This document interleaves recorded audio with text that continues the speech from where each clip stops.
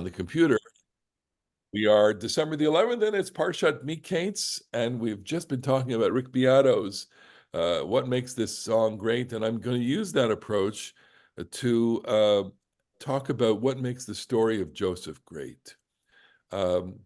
In Rick Beato's videos, he always talks about everything that's tied to the music, to the rhythm, to the beats, to the key, the instrumentation, etc.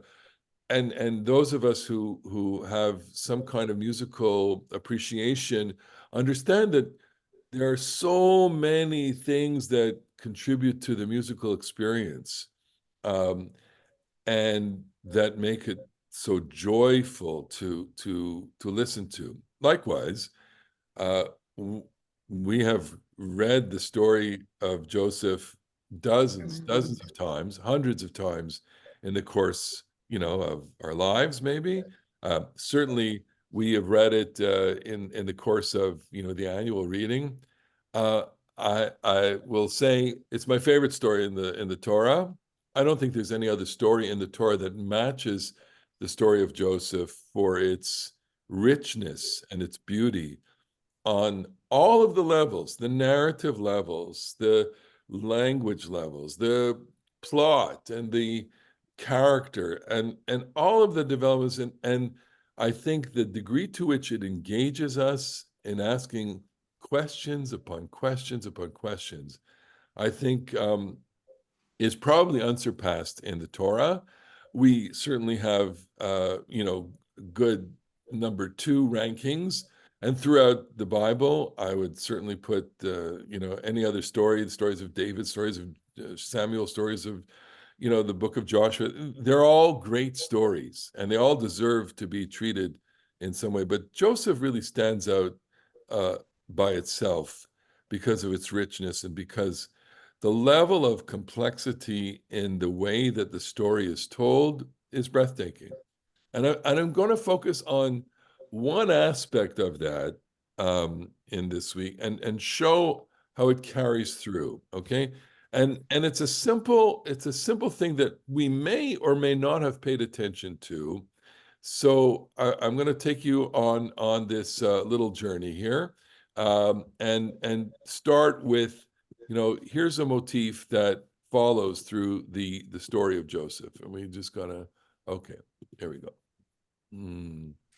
Yeah, and Susie's asking, did any other story make it to Broadway? No. What is it? Here we go. Sherika. Okay, so I started with Beato.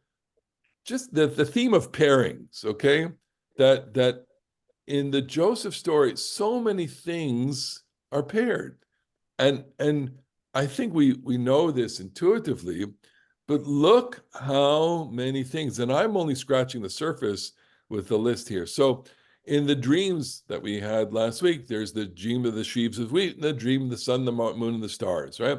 When Jacob charges Joseph, he does it twice to him, and we'll pick up that later here. Joseph, he says, your brothers are tending sheep in Shechem, go and see. And then he says again, go and see how your brothers are doing and how the sheep are doing.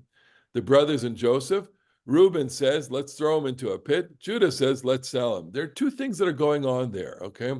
When they make the sale is the Midianites pick him up, but the Midianites sell him to Potiphar. And in between, there's the Midianites and Ishmaelites. It's very complicated, okay? And why is that happening? Bereavement. Jacob loses Joseph. Judah loses Aaron Onan in a story that is not, we don't focus on, but there's all sorts of bereavement in the stories of Joseph. Jacob loses Rachel. Judah loses his wife. Twins are born to Tamar. Again, it's pairing, Peretz and Zara. God's blessing is because of Joseph over Potiphar's house and over Potiphar's field. This is a very significant pairing, the house and the field. It picks up on another pairing that we have earlier on. Those of you who come to the Shula Shlishit, I've been talking about this the last 2 weeks, that the notion of the field is a very, very important motif in the story of Jacob. If you go back all the way to the blessing that Isaac gives to Jacob, when he's dressed up as Esav, he says he smells him in the field. And if you follow the idea of field, the motif of field, you'll get something very, very important. The fact that Joseph's presence in Potiphar's household or estate causes blessing in the household and blessing in the field is a foreshadowing of Joseph in the Pharaonic household, which causes blessing in the Pharaonic household, the palace, and also the country. I think it's very, very fascinating. Joseph is doubled in his description. Yefet To'ar, he's good of form. Yefet Mar'eh, good to look at. Potiphar, when she seduces Potiphar's wife, when she tries to seduce him twice. Shichva imi, she says this twice to him. The first time he resists her. The second time he is less effective at resisting her, but he's still framed. Potiphar's wife's charge, she charges once to the household. The household comes in first when Joseph runs out, naked, basically, and she's holding his clothing.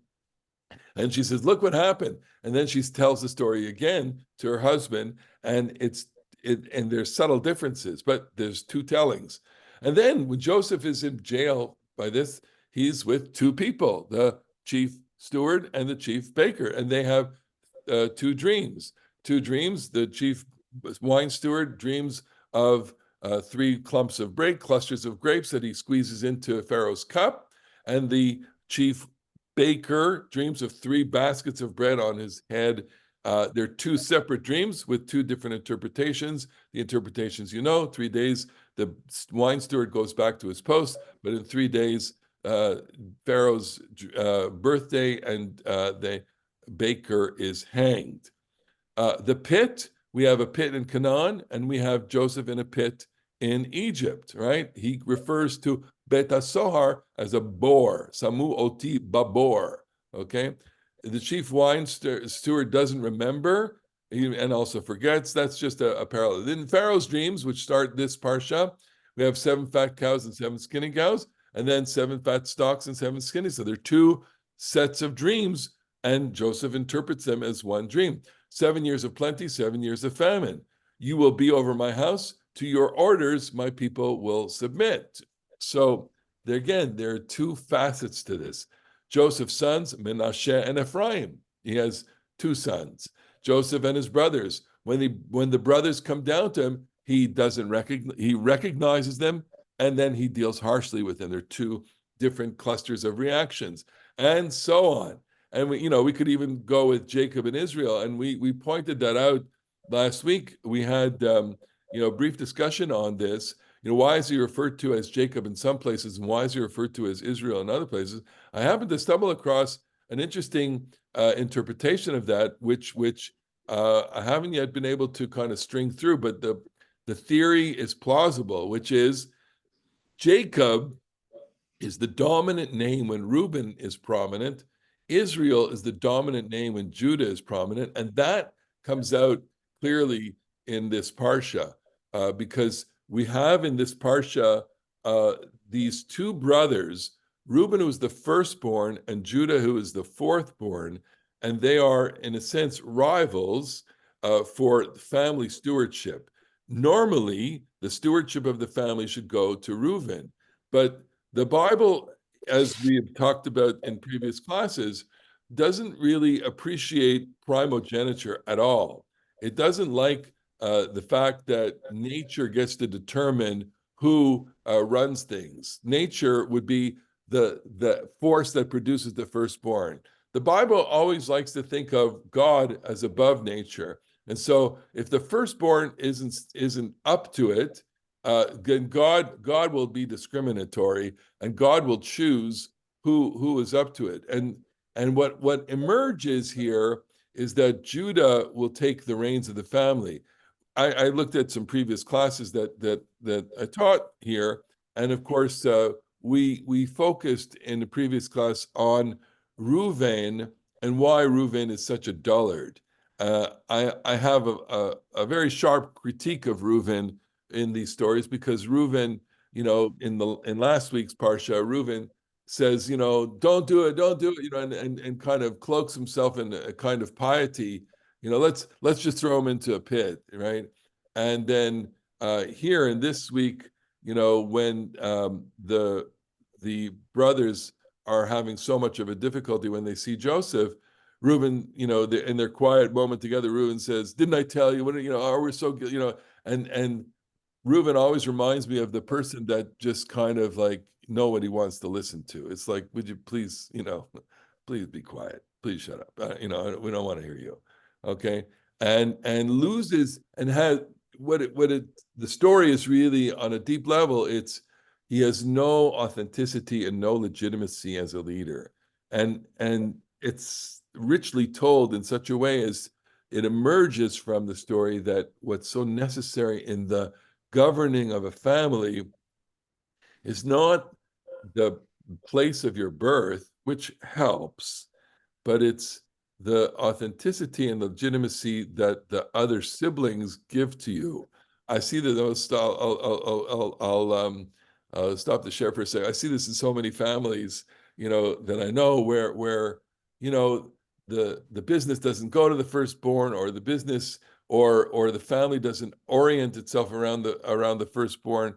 It typically could be the youngest of a family. I think has a strong sense. I know many families that where the youngest is governed, but then again, there are stronger characters in families that because of their unique characteristics, they're able to assert a kind of dominance or a certain kind of authentic leadership. I don't know if any of you have any anecdotal experience with this. If you just want to add examples or not. Anybody have experience with siblings or other families where it's not the firstborn or whatever? Okay, I know that I have certain families in mind, including my own. Okay, let me go on then into this. Okay, so why? The question that, what makes this great? I show that all these are parents, and there's so many more here. Why all the parents? What does this do? It's a good question. Okay. And what I think happens with when you pair things up, and I've said this before, with it's just built into the language, into the Hebrew language. And I think it's built into the Hebrew mind. And frankly, I think it's built into a human mind. It's question and answer. It's tension and resolution. It's statement and restatement. It's pro and con. Now, in storytelling, I would say that there is one law, quote unquote, in storytelling. It's the law of three. The law of three is that it's always the priest, minister, and the rabbi. The punchline comes on the third, and the reason is because at three we need the tension resolved. If you were going to tell a joke and it was a priest, a minister, an imam, and a Hindu, you'd lose attention, and the tension would be too much for the listener. It's always going to be the mama bear, the papa bear, and the baby bear, right? That's the Goldilocks. The Three Bears is the formative story of childhood, because it encodes something that we are naturally predisposed to. Okay, I'm sure I may have explained it before. I'll do it again. I just love taking the Three Bears and analyzing it in a way that no child will ever understand. But the real value of the Three Bears, or the Three Little Pigs, is not the bears and not the pigs.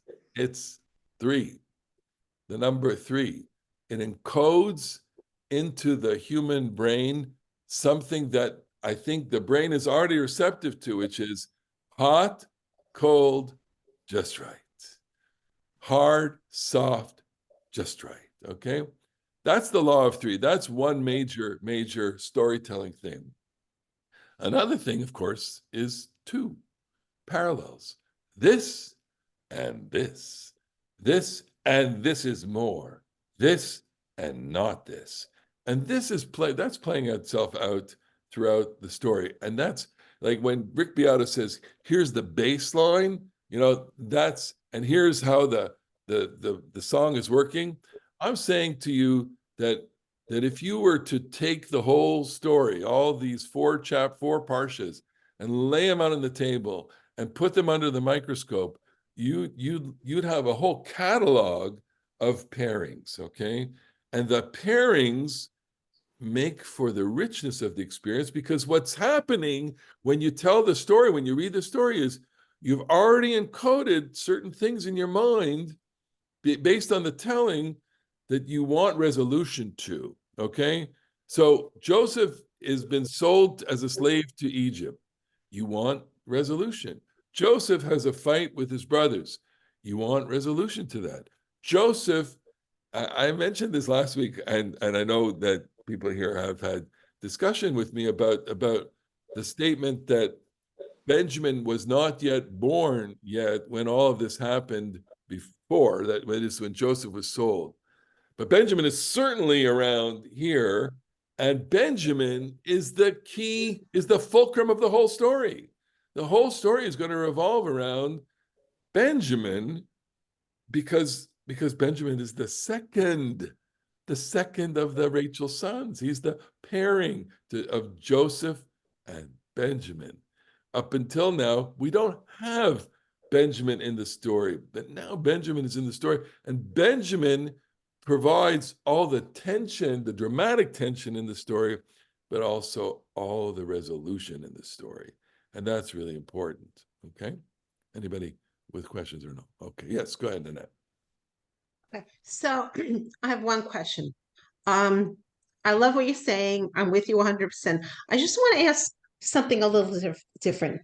If Jacob made such a stink about Joseph and he was his favorite son, he got the coat of many colors, he loved him, how come Joseph did not somehow get word to the father, Jacob, that he was okay? I know you could say, well, maybe he was a slave, he couldn't, but I find it very interesting that he didn't do anything at all to try to. Great question.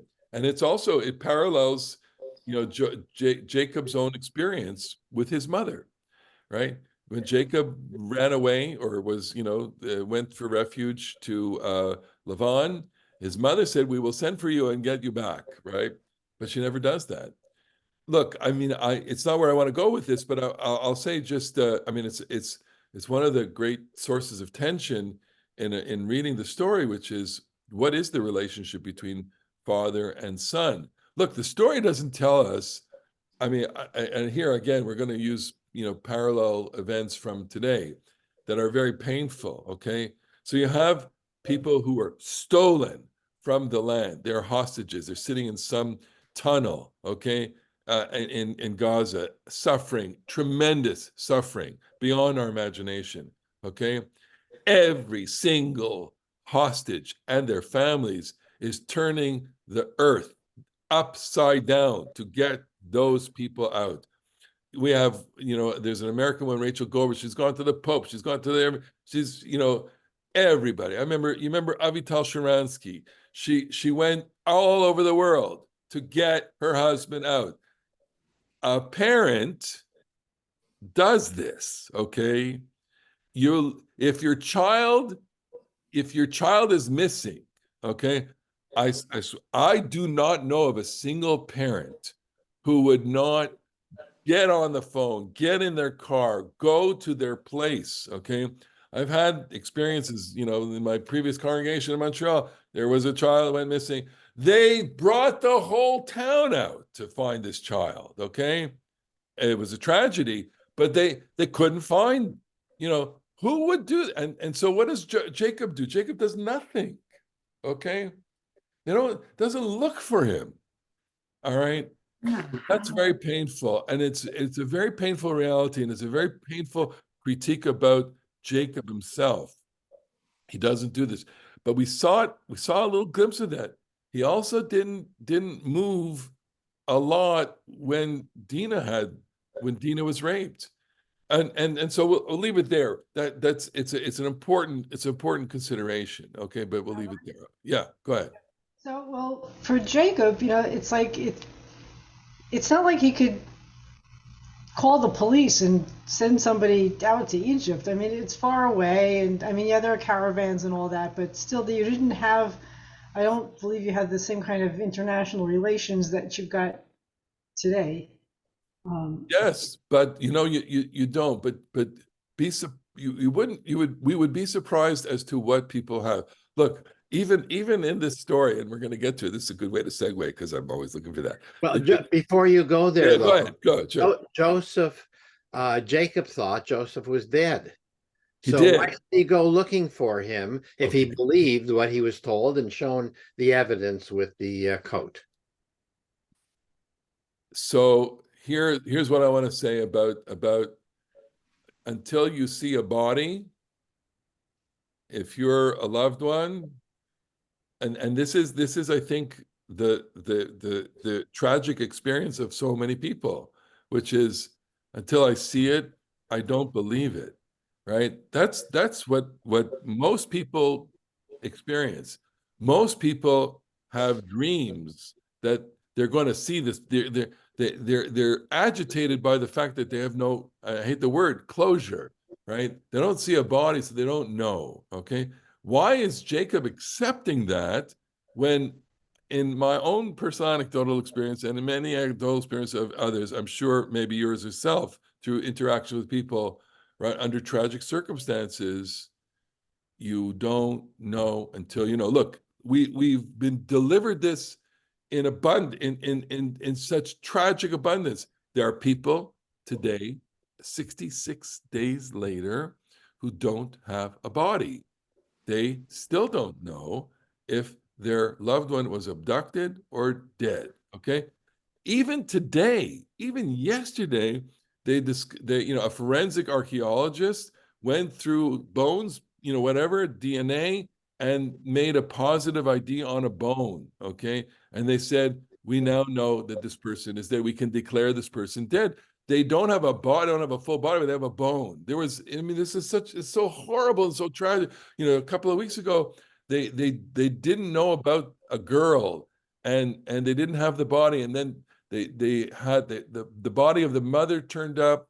So they buried the mother and they left the space beside the mother as they did a funeral for the daughter also. They buried her belongings, but they didn't have a body. And then sure enough, a few days later, they found a remnant of her. I mean, this breaks your heart. It's tragic, okay? But until you have a body, people don't know. And they live in that place of not knowing. And this is, again, the story is a great story, but if I had the author here, I and this was an interview show, I'd say, come on, how could you make me suspend my disbelief in such a way as to portray this man as not going to the ends of the earth? Because you and I would do that, anyone would do that, any parent would turn over every stone to look for their lost or look for a trace of them. Now, of course, maybe that's a modern mindset, and maybe it's dangerous, and maybe but I suspect that I would get another answer from the author, and the author says, "Look," he said, I had to keep the story brief. I have to keep the story concise. I had to make it a literary, and there's certain choices I had to make literarily in order to do it. I'll give you my own take on this is that, I make a compelling case for the fact that Benjamin had not yet been born. Well, that's I can make the case, and it's a strong case for it. But if Benjamin had not been born yet, that adds a whole level of narrative that's not in the story. That has to do with the fact that Rachel is a bereaved mother. Okay. Now you tell me, okay, forget the father. Okay. You tell me there's this woman, Rachel Goldberg, who, again, she's relentless. Okay. You tell me any mother would not be relentless in looking for their lost son. I don't know. So it's a literary choice. Ilana, go ahead. We don't know many things about this story. Maybe we don't know that Jacob knew that Joseph was alive in Egypt. We don't know it. So I'm nodding only because, of course, we have to consider that, because we consider everything. I would, of course I would consider that, because of course I would consider that when Isaac, blesses Jacob over Esau, maybe he knows, and there's enough, there's enough to sense it's not ambivalence, but it's enough to sense the possibility, even the plausibility. And certainly when you layer on the story, the whole notion that there's a promise and that there's a prophecy and that there's a whole, I mean, if you put God on top of the story, which I guess we're supposed to do, right? God has already promised Abraham, Isaac, and Jacob that they're going to be a nation in the land.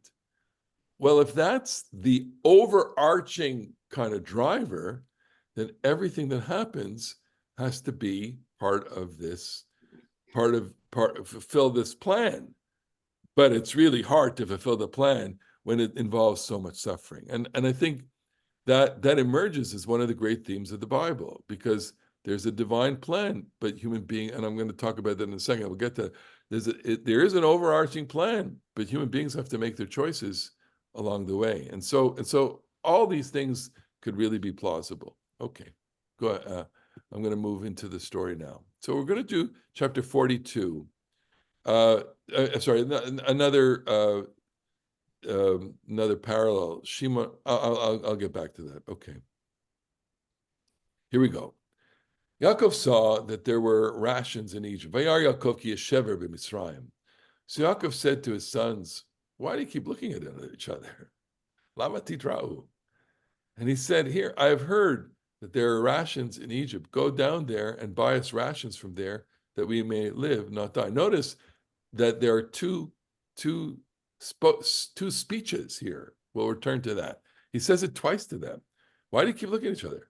And he says again, go down.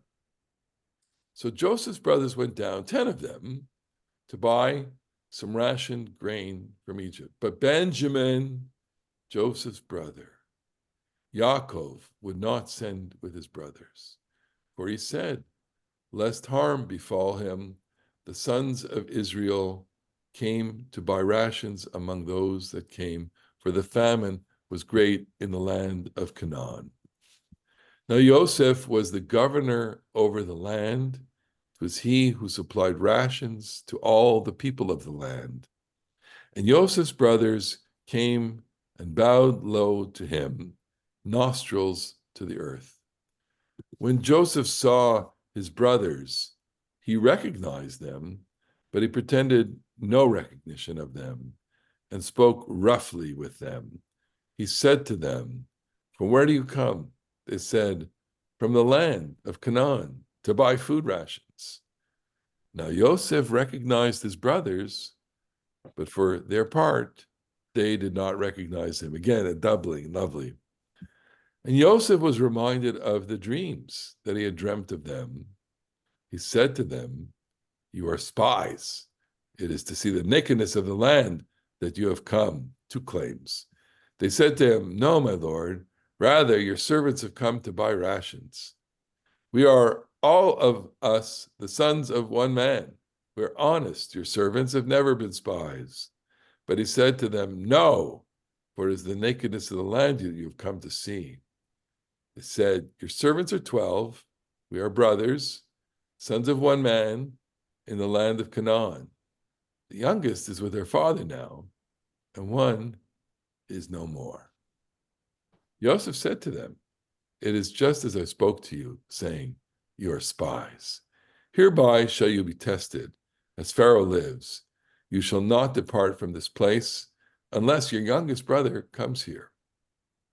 Send one of you to fetch your brother. Whoops, I'm sorry. Send one of you to fetch your brother.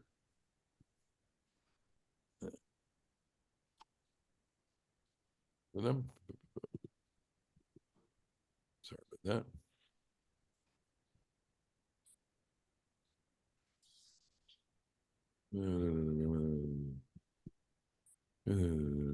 Send one of you to fetch your brother while the rest of you remain prisoners.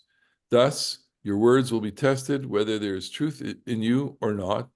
As Pharaoh lives, indeed, you are spies. He removed them in custody for 3 days. Joseph said to them on the 3rd day, do this, vichyu, and stay alive, for I hold God in awe. If you are honest, let one of your brothers be held prisoner in the house of your custody. And as far as for you, go bring back rations for the famine supply of your households. Then bring your youngest brother back to me, so that your words will be proven truthful, and you will not die.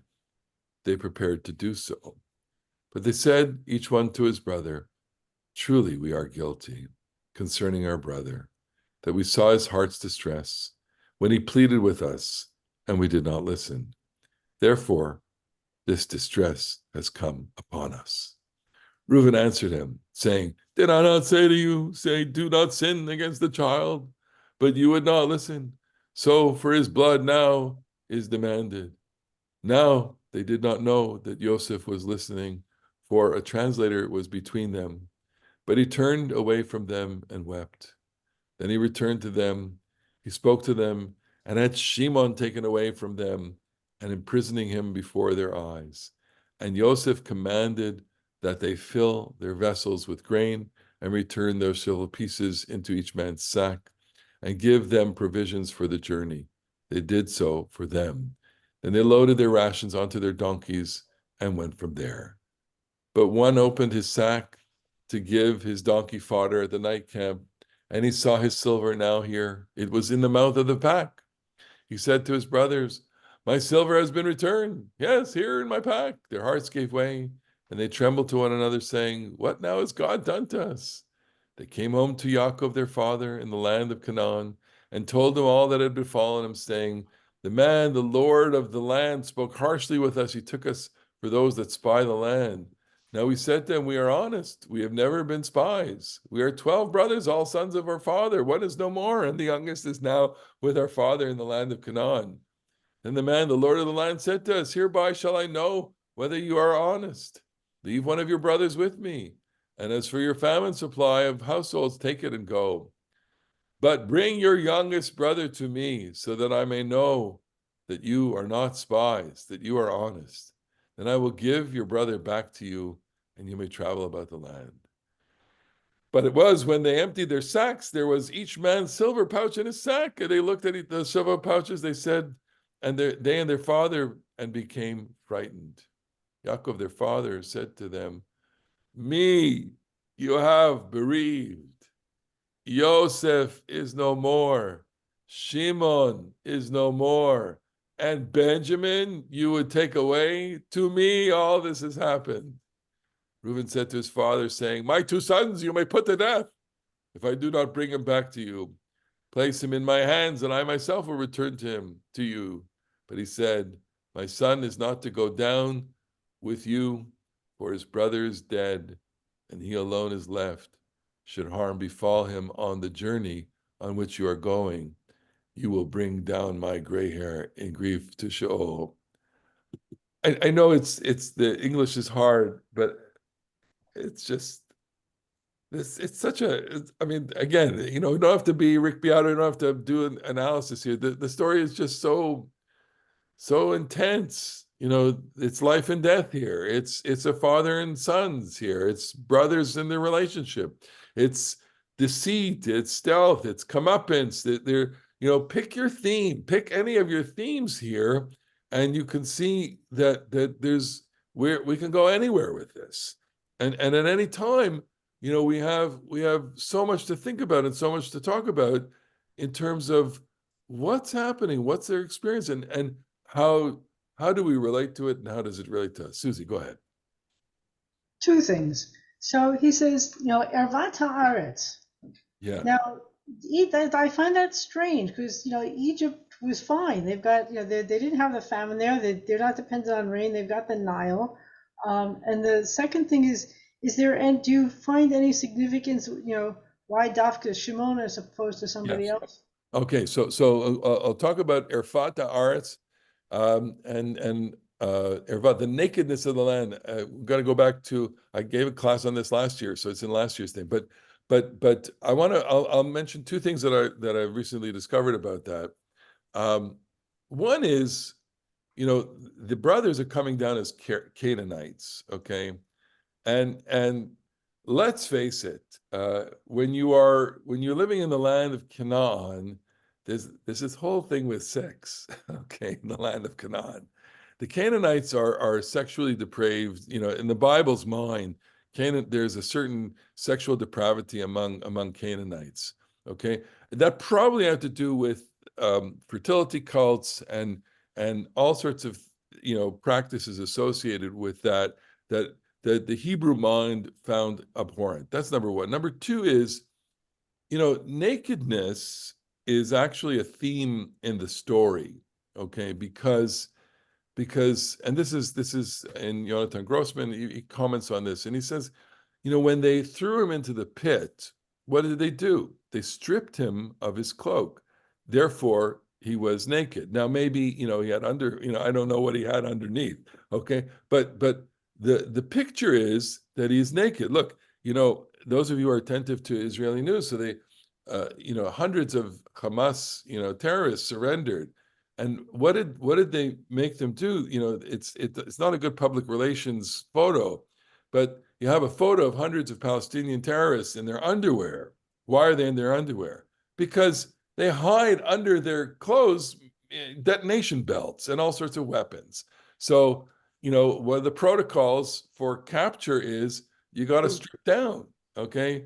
And being stripped down on the one hand is humiliating. On the other hand, it protects you. So the theme is prevalent, okay? Joseph is stripped. Why is he stripped? Because the cloak is the symbol of all the things that they are resentful of. Number two, when Joseph goes to Potiphar's household, what happens? Well, she says, lie with me. He says, no, I don't think so. A quite lengthy speech, though. And then one day she's alone with him and she strips him, or he allows the garments. It's written with such beautiful ambivalence, okay, that he's naked basically, and the clothing is in her hands, and he has to run out of the household basically with nothing on. And so that becomes a moment of humility. And then here he's thrown into the jail again. He's given jail clothes. And as you recall, when Pharaoh summons him to interpret the dreams, they haul him up, they shave him down, which is, again, another kind of nakedness, and they put clothing on him again. And all of that signifies nakedness. And so Ervat Haaretz, the nakedness of the land keys into other facets of the motif. Then we have Nanette, and then we have Bob. Go ahead. So, hey, Rabbi, what you said before, human beings have to make their choices. I think it's really, really interesting. In fact, it's fascinating that Joseph has really emerged. He's become much more mature. When he was young with his father, he's very ostentatious, very pompous. He had the coats of many colors, but he chose in the end of this Parsha to embrace the brothers, to be good to them. Sure. He could have easily, said, hey, get lost, look what you did to me. But no, he chose to be nice. Well, he chose first to not be nice, actually. He chose, when they first see him, he makes a choice. And of course, the whole story could have ended when they come down first, but in that split second, which we read in chapter 42, he sees them, he recognizes them, and then he behaves harshly to them. And I always like to read that verse, with I wish I had the music for the verse, because I wish I knew the beat or the pause between, you know, the recognition and the decision of what to say.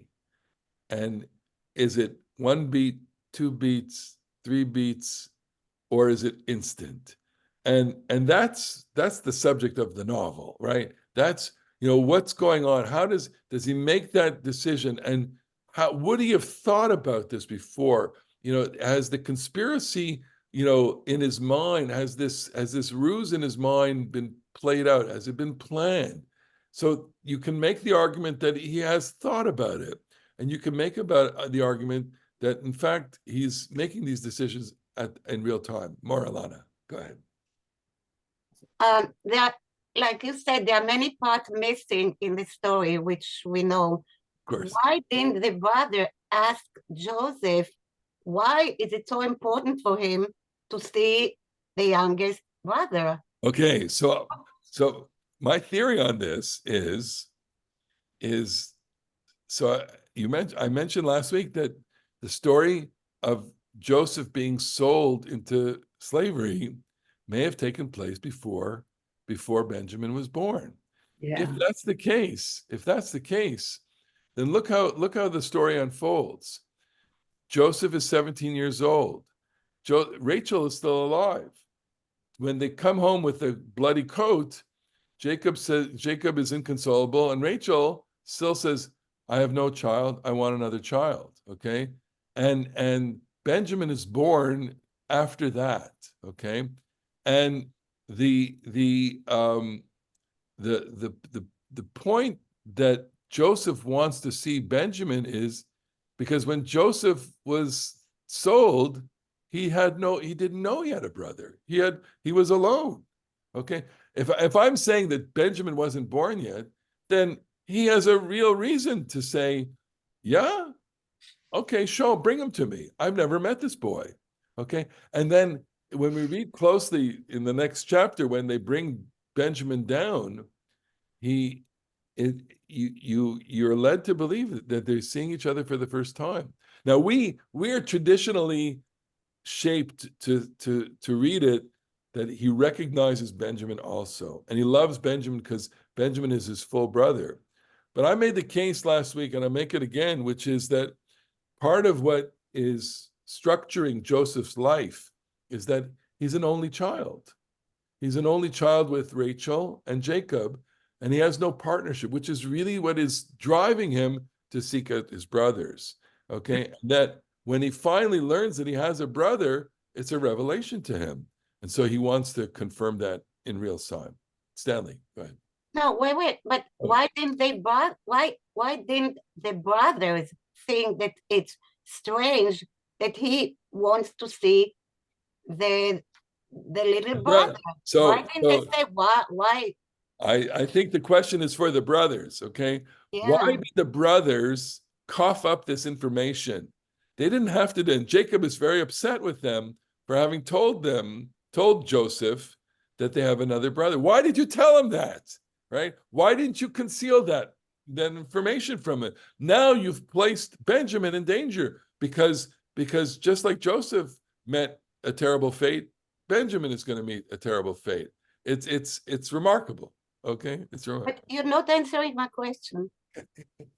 Why didn't the brothers ask Joseph what's so important for them to bring the youngest brother? Yeah. Why didn't they say anything?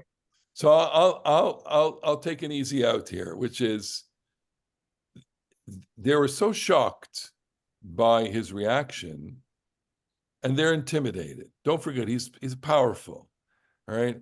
And they're being deferential, avadecha, you know, we are your servants, that kind of thing. And you know, and they're so flustered. You can see in the scene right after they say all this stuff, they're beside themselves. So I'm gonna put it to they just didn't know what to do, and they gave, you know, they weren't spies at all. They were not. It's so interesting, you know, the whole story is based on everybody's ability to conceal truth from everybody else. But here, they're so flustered that they confess everything right in front of him. We're 12, but one's gone and one's at home, right? And it doesn't occur to them that they need to hold it. And why wouldn't it occur to them? Because they're starving. They need the food. You know, I better than that I can't do. Other than that, I could say I don't know. Okay, I wanted to just before Stanley, Bob mentioned in the chat the main interpretation that nakedness and light could refer to the red light district. In fact, that's a midrash that the brothers went looking for Joseph because, and this calls to mind another theme about the story that we're not even going close to, which is the whole sexuality of Joseph. That Joseph could have been, the assumption was that Joseph was in a brothel. Joseph was a male prostitute in a brothel. Okay, and that's where that midrash goes. Oh, but thank you, Bob, for pointing that out. Then we got Stanley and then Skip. Go ahead.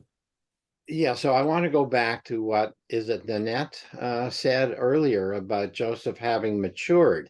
Now, it's true that eventually he does show the development and the maturity, but it seems to me he first shows the side that must have been very angry at his brothers and played with them. I mean, he toyed with them. He really made them suffer first, as if he had to express that angry side of him that was not yet fully mature and being able to restrain that.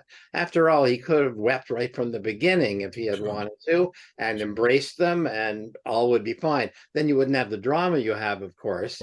But still, I just think in terms of his development, he wasn't there yet. That's all. Yeah, no, I think that's certainly plausible, and there is a vindictive streak here, and that vindictive streak, it comes naturally. Now, Skip, you had your hand up. Go ahead. Yeah, I think you're right. I think he was being very vindictive. Okay. He was putting his brothers in the same situation, and Benjamin in the same situation that they put him. Yeah, excellent. And it's this guilt. Right. And the story guilt. the story is structured in that way. I'll show you. I charted it out and I'll show it to you in a second. Go ahead, John. Well, the way Joseph treated his brothers, it reminded me of something I had spoken about in Exodus, where God said he was capricious with Pharaoh, toying with him.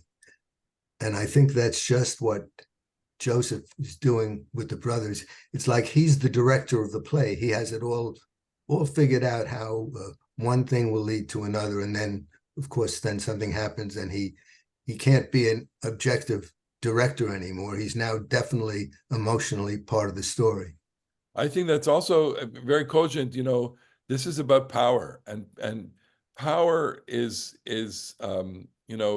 people like power when they have it in all sorts of ways that are big and small, and have lots and lots of examples of that, including when I talk about this theme, I talk about the pandemic and how all of a sudden everyone who had a certain kind of medical expertise, or anybody who ran organizations like me, we all of a sudden had extraordinary power over people's behavior in terms of, well, you have to sign up, well, you have to do this, well, you have to wear a mask, well, you have to do this, and it could be very exciting to have a lot of power over people and just say, no, you have to be seated in a different row, and all of a sudden, all sorts of behaviors are subject to a power.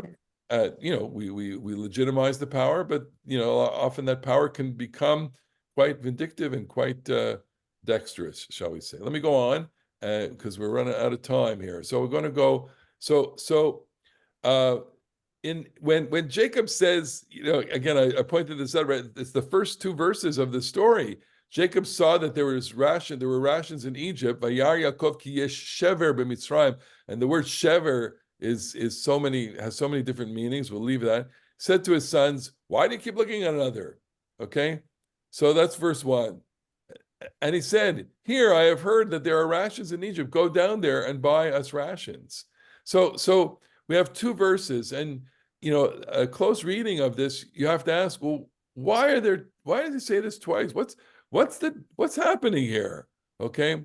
And the question is, what's the story? Why is there doubling here? Again, if I'm focusing on what makes a story great is the fact that there's a kind of repetition or a kind of emphasis here. But what you have here is that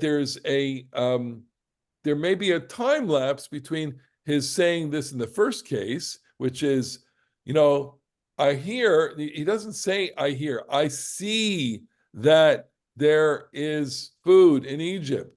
How would he have seen it? Well, Jacob is in the land. People are going down to Egypt. There's a lot of suffering. There may be traffic, and that people are coming back. And this is the point. The point is that there's kind of information. There's a flow of information that goes back and forth between Egypt and Canaan. And he's basically saying to the brothers, why are you not doing anything? What's your problem? Why are you sitting around all day and looking at each other? And then we have a kind of pause. And then he said, I have heard that there are rations in Egypt. Go down there and buy us rations from there that we may live and not die. So this means, A, there's nobody that they're doing business with. Okay. There's nobody else. There are no merchants that are doing it. And that could be for lots of reasons, because people don't like them. Or that could be because they're not married to anybody. Or that could be for any reason that you can invent. Okay. I've just invented 2 or 3. All right. Plausible things. Why wouldn't they like him? Well, Jacob's sons massacred a whole town. That would be a good enough reason to not have anything to do with them. Why would there not be any in-laws? Well, they're not really interested in that kind of relationship. Okay. Nobody's going to do business with them. The Ishmaelites did. So the Ishmaelites are not around, etc. I mean, lots of things we could see. He's saying, basically, you need to take care of yourselves. We're going to die here. Okay. So what would the story? So here, this is Grossman. One of the reasons there is a doubling of Yaakov's speech, even though the second extends the first, is to point out to us that those listening to him were not so interested in listening to him the first time. So that he had to speak again, perhaps even some time elapsed from the first speech. In light of this, it is reasonable that the verb titra'u, why do you look at yourselves, is a prodding to the brothers to do something and go down to Egypt, because the brothers don't want to do that. Yaakov has to spell it out to them. So what these 2 verses indicate is that there's a breakdown. There's a breakdown in the relationship of Yaakov to the sons.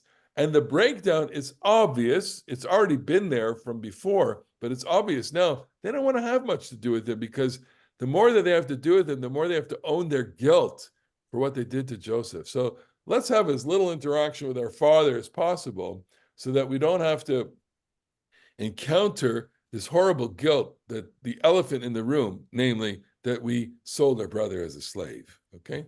Then I want to add the following. Why don't they want to go down to Egypt? So again, the way to read the Torah is to kind of have the whole Torah in front of you. Who else went down for a famine? Abraham went. When we met Abraham the first time, right? He sets foot into Canaan and there's a famine in the land. What does he do?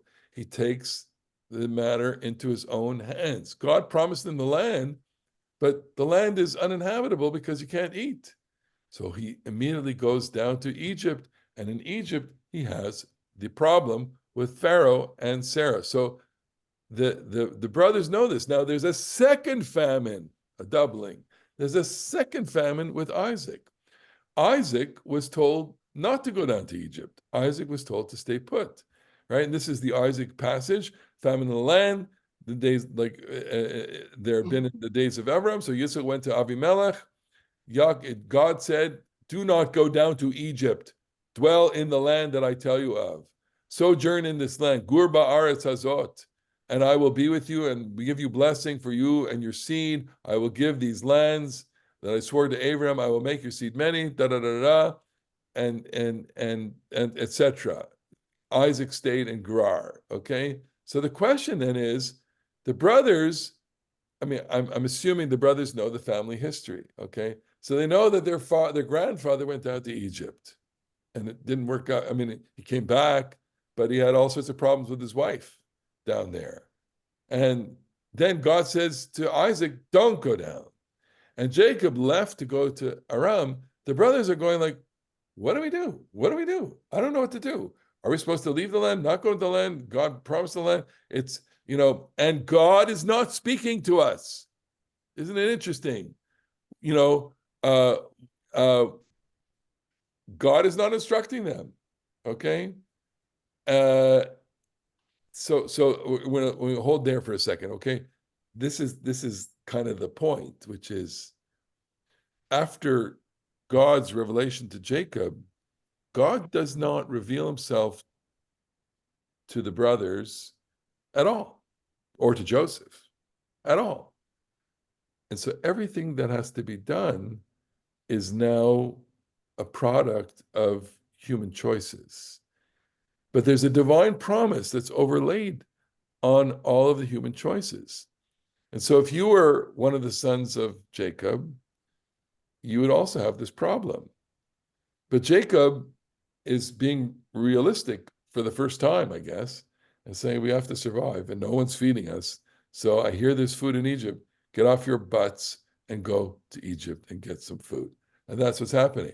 So, and we know, because we read the story 100 times, that they're going to get food and they're going to encounter something of their own past when they get to Egypt. And I guess it's the divine narrator, the divine force in the story that is orchestrating everything. And that seems to be the theology at play here, okay? This is why, when I say what makes it great, Jacob had instructed, this parallels, it's another doubling, because Jacob had instructed Joseph to do the same thing. Jacob instructed Joseph to go to the brothers, and here Jacob is instructing the brothers to go to Joseph, okay? Jacob sends Joseph to the brothers, Jacob sends the brothers to Joseph. What is going through Jacob's mind? Sending Joseph to the brothers in Shechem, sending the brothers to Joseph in Egypt. That's where Joseph gets torn, but he's afraid. Jacob gets bereaved, but Jacob is afraid. Jacob only sees the possibility of a parallel, but he doesn't see the possibility of an inversion. I'll say it again.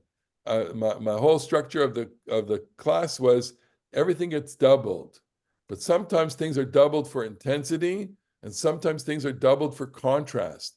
Jacob sees the possibility of the doubling here, that he says, look, the last time I sent someone to look after someone or to do something, we had so much trouble. So I'm afraid that that's going to happen now, and then therefore I'm not going to send Benjamin, so that it won't happen. But what he doesn't allow himself to think of is that the brothers could protect Benjamin, A, and B, that the resolution to the story could be the complete opposite, okay? And he's afraid that the same thing, Baba getting a second, his new favorite son, Benjamin, will face calamity, okay? And that's Yikra'enu Ason, all right? And then I'll go to Bob, and then we'll conclude. Go ahead. Well, first, I really like the doubling discussion, and it's very compelling.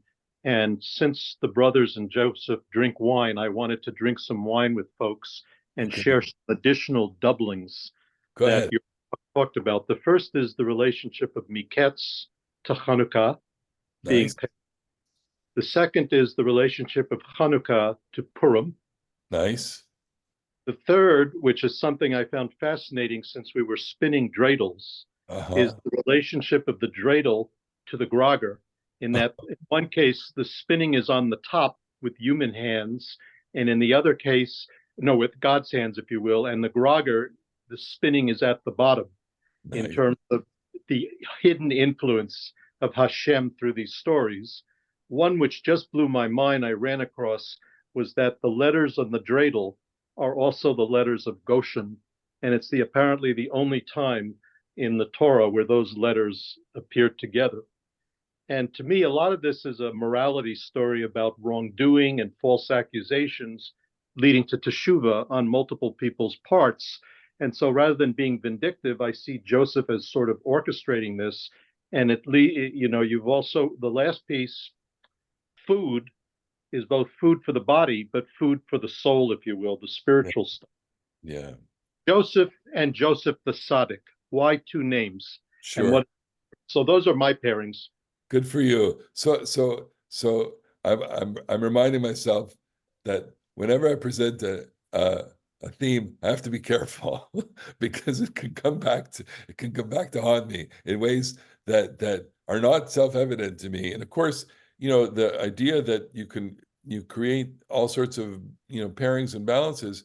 I mean, we can go anywhere with this. And that's what makes it, I think, enjoyable. That's what makes it, the possibility of all sorts of creativity is, that you would like who would think of putting together a grogger and a dreidel? Who would think of, we of course have had debates of the latke versus the hamantashen, which is the better food, and Hanukkah and Purim altogether function as a pairing of the two non-biblical, they're non-pilgrimage holidays. They're minor holidays, and there's quite a literature on that. I would even, I've done my own examples of this with, pairing Passover and Purim in terms of, Passover is about telling a story, and Purim is about reading a story, and that they're two separate experiences. And yeah, we can go all over with that, and that. I mean, I think that's part of Judaism. Judaism, and that's again the Hebraic mind, is to see opposites, to see parallels, to see intensity, and to see all of this. And it brings me to the kind of punchline or the conclusion of this, which is that since there's so much structure in this, and here I have the parallel of Joseph when he says with Jacob when he says, "I'm going to go to my grave."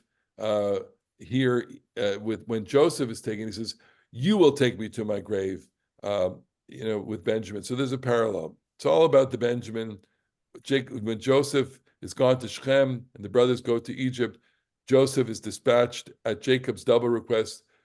The brothers are dispatched at Jacob's double request. The brothers recognize him. Here's the dreamer. Joseph pretends not to recognize them. The brothers deal harshly with Joseph. Joseph deals harshly with the brothers. The brothers throw Joseph in the pit. Joseph throws the brothers into a pit. No Benjamin in both. What's the experience of reading this? And here, this is Bob. Seeing patterns, seeing parallels, seeing the hand at work. The theological perspective that emerges from the story of Joseph is unusual in its extraordinary effort to present human actions as the drivers of reality and moving that reality to a better future. So the point is that and this is if I'm answering what makes the story great, what really makes the story great is that there's a God, but humans make their choices. Yeah. This was my point. May we, that's Rabbi Silva, I sent you, may we all be dreidel, and may we all have dreidel moments in our life. There you go, right? So nothing is random. The dreidel kind of, is a symbol of randomness and chance. But this is not even about chance. This is about human decisions. And there's a structure to each of those decisions. There's a force to each of those decisions. There's a symmetry even.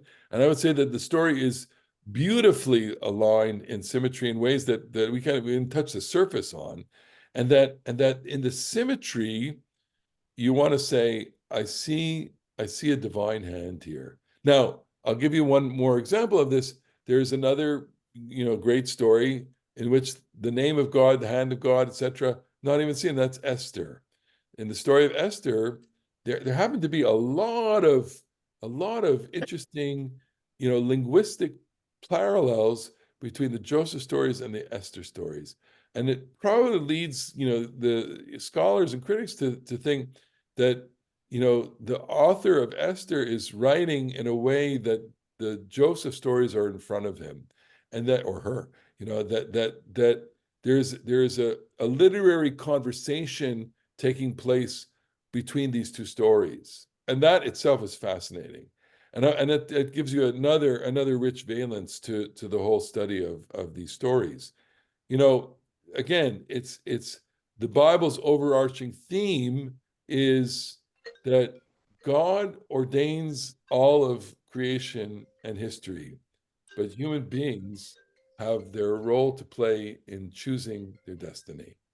And with that, we'll have to unfortunately conclude. But I see what makes it great. What makes it great is that we haven't even touched the surface. We haven't even touched the surface, and we see that just in the space of a few verses, there's a whole world. There's a whole world there. That's what makes it great, at least on today's. Everyone have a happy, beautiful remainder of Hanukkah. Lovely to see you all. Enjoy. We'll see you next week. I'll be here with you again next week. I was going to go away, but my mother instead is coming down here. So we'll have our class Thank you. Yashikar, Rabbi. Thank you so much. A good week all. And a happy Pesach. Yashar. Happy everything. Okay, in an era of a lot of darkness, let's have a lot of